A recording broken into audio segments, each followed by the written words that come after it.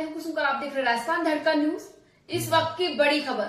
श्री जगदम्बा राजपूत छात्रावास में महाराणा प्रताप का 484वां जयंती समारोह संपन्न। वीर शिरोमणि महाराणा प्रताप की 484वां जयंती समारोह श्री राजपूत छात्रावास टोंक में हर्षोल्लास के साथ मनाया गया।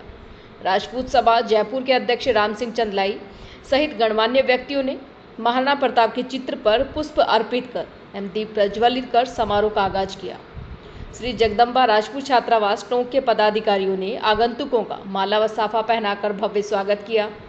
डॉक्टर हनुमान सिंह खरेड़ा, हनुमान सिंह सोलंकी, उमा कंवर हाडा, सुरेंद्र सिंह राणावत आदि वक्ताओं ने बारी बारी से वीर शिरोमणि महाराणा प्रताप के जीवन चरित्र पर प्रकाश डाला। राम सिंह चंदलाई ने अपने उद्बोधन में कहा कि राजपूत समाज हर क्षेत्र में पिछड़ा रहा है। इसका मुख्य कारण समाज का शिक्षा की ओर ध्यान नहीं देना, सभी सरकारी योजनाओं का लाभ उठाना चाहिए। राजपूत सभा जयपुर समाज के लिए शिक्षा के क्षेत्र में हर संभव प्रयास कर रही है। प्रतियोगी परीक्षाओं की तैयारियों के लिए विशेष कोचिंग सेंटरों की व्यवस्था की गई है। आर्थिक रूप से कमजोर राजपूत समाज के बच्चों के लिए उच्च अध्ययन की व्यवस्था की गई है। समाज के सभी बच्चों को EWS बनवाकर इसका उपयोग करना चाहिए। छात्रावास निर्माण में ठाकुर रणजीत सिंह राणावत के अभूतपूर्व योगदान को भी बार बार याद किया गया। तहसील अध्यक्ष उमराव सिंह ने कहा कि सभी अवतारों का जन्म क्षत्रिय कुल में होने से हम भाग्यशाली हैं। उमा कंवर हाडा ने कहा कि अगर समाज शिक्षा के क्षेत्र में ध्यान दे तो अभी भी महाराणा प्रताप की समान कई प्रतिभाएं निखर सकती हैं। हनुमान सिंह सोलंकी द्वारा समाज के हर समय तत्पर रहने पर सभी ने आभार जताया। मंच संचालन कर रहे कवि प्रदीप पवार ने बीच बीच में वीर शिरोमणि महाराणा प्रताप के शौर्य की गाथाओं का बखान किया, जिससे पंडाल में करतल ध्वनि बजती रही। समारोह में टोंक क्षेत्र के आसपास के सभी राजपूत सरदारों ने हिस्सा लिया। Bureau report Girdhar Singh Rajawat. आयोजन होता है तो कुछ विशेष गिफ्ट दिए जा रहे हैं। मुझे आप बताइए, इतने सुंदर, मुझे लगता है शायद राजपूतों में आप किसी की भी फोटो उठा करके देख लीजिए, इनसे ज्यादा सुंदर और आकर्षक व्यक्तित्व मैं तो ये मानती हूँ कि मेरी नजर में यदि कोई पुरुष सबसे सुंदर और आकर्षक है तो महाराणा प्रताप है। तो क्यों नहीं हम इनका एक एक चित्र अपने घर में अवश्य रखें, क्योंकि हमारे बच्चे यदि किसी खान और कपूर को देखते रहेंगे तो वैसा ही गोंडापन करेंगे, लेकिन यदि इनको देखेंगे तो कहीं कहीं उनमें ये भावना आएगी कि हमारे पूर्वज ऐसे थे, वो गौरव करना और गर्व करना सीखेंगे। तो हमारे इन आयोजनों पर आप एक तो ये देना शुरू करें, दूसरा उनको राजपूतों की वंशावली और उनके जो शौर्य परंपराएं हैं उनसे संबंधित किताबें उनको आप गिफ्ट करें। बहुत सारे ऐसे व्यक्ति हैं जो हमारे बारे में अच्छा लिख रहे हैं, क्योंकि आज के जो बना लोग या 22 लोग हैं वो सोशल मीडिया पर वो पढ़ रहे हैं जो हमारे खिलाफ जहर उगला जा रहा है। और यदि आपके मन मस्तिष्क में बार बार नकारात्मकता की भावना बिठा देंगे तो हम अपनी पूर्वजों की विरासत पर गर्व करना छोड़ देंगे। यदि हम अपने बारे में पढ़ेंगे और जानेंगे तो हमें लगेगा कि नहीं, हम ऐसे हैं, हमारा DNA ये है और ऐसा कर सकते हैं। बहुत बहुत आभार, धन्यवाद। सरदार क्या कहना और पता ना सरदार और भावी पीढ़ी, वो पीढ़ी जो वाकई अभी हनुमान सिंह जी साहब फरमा रहे थे कि हजारों बलिहारी रानियां जाया वंश छतीस शेर सलूरो चून ले शीश करे बख्शीश। ये राजपूत कौम ही है जिसने 36 वंशों को जन्म दिया है, 36 कुलों को। आप बात करते हैं 36 कौम, कभी आप लोगों ने गौर की इस बात पर कि वो 36 वंश में जिन्होंने अलग अलग तरह की अलग अलग विशेषताओं को धारण किया है, वो सभी अगर एक उसमें माला में पिरो करके, उस माला का नाम है राजपूत या क्षत्रिय। धर जाता धर्म पलटता तिरिया पड़ता ताव, ये दिन तीनों मरण राम कहाँ रंग कह राव। जब धरा जा रही हो राजपूत ने उस समय बलिदान देकर उस तरह की रक्षा की है। जब जब धर्म पर आंच आई है, आप जिस धर्मों का नाम लेते हैं उससे सबसे बड़ा धर्म क्षात्र धर्म। जब जब धर्म पर आंच आई है क्षत्रिय ने अपनी जान देकर के उसकी रक्षा की है। और जब जब स्त्रियों पर यदि किसी प्रकार का अत्याचार हुआ है तो राजपूत ने ये नहीं देखा कि वो किस वर्ग की है, किस उम्र की है, और वो खड़ा हुआ है। तो ये 3 ऐसे अवसर हैं जब राजपूतों ने अपनी सार्थकता सिद्ध की है। मैं चूंकि हम एक ऐसे वीर पुरुष का आज जो दिवस हम सब लोग यहाँ बैठ करके आयोजित कर रहे हैं, मेरा एक निवेदन है, क्योंकि अभी प्रदीप जी भी ये बार बार कह रहे थे और अभी कुछ देर पहले ही मेरे से पूर्व वक्ता हनुमान सिंह जी साहब ने भी कहा कि हम बच्चों को संस्कार दें, बच्चों का साथ दें, बच्चों को शिक्षा दें। तो कहीं न कहीं ये हमारे समाज की थोड़ी सी कमी दिख रही है कि हम जो 36 कुलों वाले थे, आज अगर किसी क्षेत्र में गिनते हैं तो 36 की जगह 6 भी नहीं मिल रहे हैं। तो उसके पीछे कारण ये है कि हमने, क्योंकि अब तलवार चलाने का वक्त नहीं है, अब कलम चलाने का वक्त है। और कलम की यदि आपने तलवार थाम ली तो मुझे नहीं लगता कि महाराणा एक ही होंगे, क्योंकि हर क्षेत्र में कहीं न कहीं कोई कोई महाराणा फिर से खड़ा हो सकता है और वो हमारे डीएनए में है, हम कर सकते हैं। अभी जब आप बात कर रहे थे 21वीं रैंक पर आने वाले, शायद पराक्रम सिंह जी नाम है उनका, पराक्रम सिंह जी, कहाँ से आया उनके अंदर वो पराक्रम? आप लोग शायद सोशल मीडिया पर प्रसिद्ध हो जाएं, आपको बहुत सारे लाइक्स मिल जाएं, लेकिन वो लाइक हमारी उस विरासत को कायम नहीं रखेंगे, हमारी विरासत को कायम रखेंगे हमारे वो सारे क्षत्रियोचित गुण, चाहे वो शौर्य हो, साहस हो, वीरता हो, अदम्य ओज हो, चुनौतियों को स्वीकार करने की भावना हो। तो मेरा ये निवेदन है कि आपकी जो भी बना और वाइस है, क्योंकि ये जो पीढ़ी है, ये आने वाली पीढ़ी, जब हम किसी भी तरह की लिस्ट देखते हैं, मैं बहुत सारे ऐसे राजस्थान के बाहर के ग्रुप से भी जुड़ी हुई हूँ और मैं जब उनमें नाम देखती हूँ, क्योंकि मेरा सबसे पहला एक ही काम होता है किसी भी विज्ञप्ति के अंदर जब पोस्टिंग ऑर्डर निकलता है तो मैं ये देखती हूँ कि इसमें कितने सारे कौन हैं, क्योंकि अब सिंह पर मत जाइए, सिंह तो लोगों ने अपनी पता नहीं कितने लोगों ने, इनका वजन कम है। मैंने कहा भाई 2-4 किलो केले खा लो, वजन तो बढ़ जाएगा, पर सीना कैसे बढ़ेगा?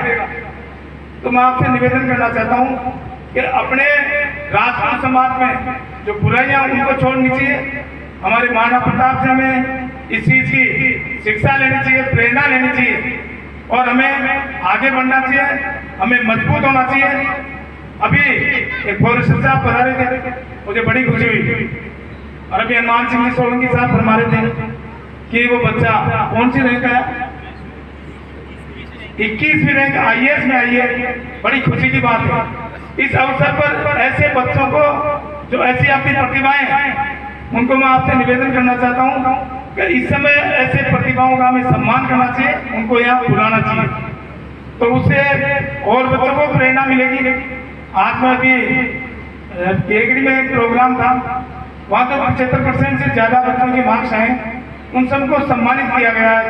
जो स्पोर्ट्स में बच्चे, सिंह साहब ने बताया आपको, पूरे राजस्थान में अभी हम कहें कि एक ही बात चल रही थी, भैया SCM आपके कौन है, या कलेक्टर कौन है, या SP कौन है, आपके डिप्टी कौन है, इंचार्ज कौन है, कोई जवाब नहीं दे पाए। अपने अधिकारी और कर्मचारियों की संख्या दिनों दिन कम होती जा रही है। ये बड़ा विचारणीय प्रश्न है, हमें इस पर विचार करना चाहिए। और इस विचार के साथ ही राजपूत सभा ने SMS इंस्टीट्यूट, जो काफी टाइम से, जब ये गोपालपुरा मोड़ में तो आजकल बहुत इंस्टीट्यूट हो गए, SMS इंस्टीट्यूट बहुत पुराना, और उस SMS इंस्टीट्यूट के माध्यम से हजारों RS IAS बने और वो प्रमोशन के IAS बन गए, कोई IPS बन गए। हम सबको SMS इंस्टीट्यूट की तरफ जाना चाहिए। हम महापुरुषों की जयंती मनाएंगे, तो उसके बाद सभी जो भी महापुरुष हैं उनकी जयंतियाँ मनाई जा रही हैं। आज भी महाराणा प्रताप की जयंती राजपूत सभा के सभी 13 जिलों में, अब तो 20 जिले हो गए, सभी 13 जिलों में और करीब 36 तहसीलों में आज महाराणा प्रताप की जयंती मनाई जा रही है। ये राजपूत सभा ने एक मेमोरेंडम सभी हॉस्पिटलों से कर रखा है, फोर्टिस हॉस्पिटल हो, चाहे SCC हो, चाहे CK बिरला हॉस्पिटल हो, चाहे सियाराम हॉस्पिटल हो, चाहे ASG हॉस्पिटल हो, कि जो भी राजपूत जयपुर में आके इलाज कराएगा और राजपूत सभा के पत्र देगा, उसको 10% से लेकर 20% तक छूट मिलेगी। ये मैंने कई बार हनुमान सिंह जी को और अपने जिलाध्यक्ष को सबको कहा है। आप लोगों को भी मैं कह रहा हूँ, जो भी राजपूत, इसमें कई लोगों ने कह दिया राजपूत सदस्य होना चाहिए, कुछ नहीं, सब राजपूत सब सदस्य हैं। जो भी राजपूत जयपुर में इलाज कराने, राजपूत या जो भी क्षत्रिय जो भी जयपुर में इलाज कराने जाएगा, वो अगर रात को भी उसमें 9 मई 1540 को कुमलगढ़ में हुआ था। महाराणा प्रताप के जो फादर उदय सिंह साहब थे, उस टाइम अकबर जो मुगल शासक था, उनकी काफ़ी स्टेट में से काफ़ी जगह अपने कब्जे में ले ली थी। महाराणा ने इतना ही संघर्ष किया, लेकिन उसकी अधीनता स्वीकार नहीं की। हल्दी घाटी का युद्ध हुआ छिंदर में। जब महाराणा प्रताप युद्ध में गए थे, तो उस टाइम मुगल शासक अकबर और उनके सेनापति एक खान साहब भी थे, और सेनापति मान सिंह साहब थे, मान सिंह साहब भी थे। जब महाराणा प्रताप युद्ध में उतरे तो की जो पंक्तियां हैं, मैंने अपनी कविता लिखी बड़ी वो है, इसमें से एक जगह राम प्रसाद का जिक्र किया। प्रसाद की हुंकार बने श्री महाराणा प्रताप, प्रसाद की हुंकार बने श्री महाराणा प्रताप, और झाला की ललकार बने महाराणा प्रताप, और जख्मी चेतक कूद गया विशाल नाले को, बलिदान का सत्कार बने श्री महाराणा प्रताप। कितने लोगों का बलिदान महाराणा झाला, मान सिंह झाला, जिसे झाला आज भी गौरवान्वित है कि मान सिंह झाला ने अपना बलिदान किया महाराणा प्रताप के लिए, क्योंकि जब वह महाराणा प्रताप बन के लड़े, राजगद्दी दे रहे थे, तो जगमाल सिंह जी को वहाँ की प्रजा और वहाँ के लोग नहीं चाहते थे, सामंत नहीं चाहते थे, तो उनको राजगद्दी गोगुंदा में दिलाई गई। और उनका जो राजगद्दी का जो समारोह हुआ वो कुंभलगढ़ में हुआ। ऐसे महाराणा प्रताप थे। और महाराणा प्रताप को जब अधीनता स्वीकार करने के लिए कई मुगल आए और संधि के लिए उनको कहा, तो उन्होंने मना कर दिया उसके लिए। और महाराणा प्रताप का परिणाम ये हुआ उसका कि उनको हल्दी घाटी की युद्ध करना पड़ा। और हल्दी घाटी का युद्ध 1576 में इसमें खमनौर घाटी में हुआ। उनके जो सैनिक थे, उनके सेना के लोग थे, वो लोग पर्वतीय क्षेत्र में युद्ध करते थे, तो उसकी घाटी में, खमनौर की घाटी में युद्ध करते थे। परंतु उस समय इतना भयंकर युद्ध हुआ और मेवाड़ के जितने भी सैनिक थे उन्होंने मुगलों को भगा दिया, और वो अति उत्साहित होकर मैदान में चले गए, और मैदान में भी उनको भगना पड़ा। महाराणा प्रताप को याद करते हुए समाज को एक मैसेज दिया, शिक्षा सर्वोपरि है, संगठन जरूरी है। देखिए, महाराणा प्रताप को याद करते हुए जिस तरीके से महाराणा प्रताप अपने जीवन काल में ऊंचे आदर्शों के व्यक्ति बने, तो मैं समाज को मैसेज देना चाहता हूँ कि शिक्षा और संगठित रहें, और जिस तरीके से जो प्रजातंत्र है उसको सोचें, उसके बारे में समझें, और संगठित होकर समाज वाले